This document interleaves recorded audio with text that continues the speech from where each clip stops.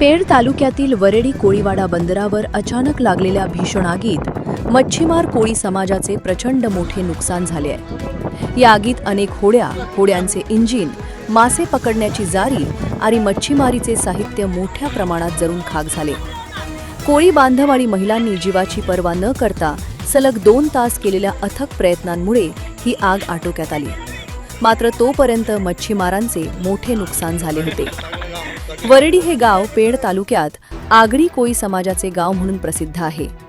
या गावातील बहुतांश कुटुंबांचा उदरनिर्वाह पूर्णपणे मासेमारीच्या व्यवसायावरच अवलंबून आहे।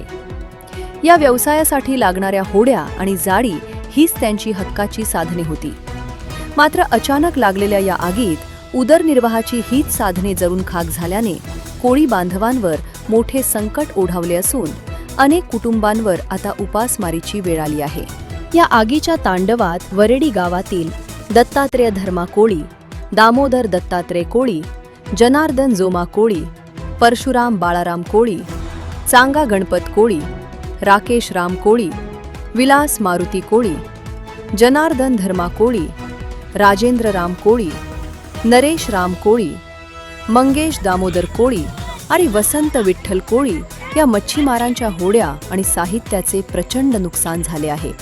अचानक लागलेल्या या आगीमुळे वरेडी कोळीवाड्यात सध्या संतापाचे आणि दुःखाचे वातावरण आहे। हातातोंडाशी आलेला घास या आगीने हिरावून घेतल्यामुळे शासनाने आणि संबंधित महसूल विभागाने तातडीने घटनास्थळाची पाहणी करून पंचनामे करावेत आणि पीडित कोळी बांधवांना लवकरात लवकर आर्थिक भरपाई द्यावी अशी आर्त मागणी स्थानिक मच्छीमारांकडून केली जाते। जनोदय करिता विनायक पाटील, पेण।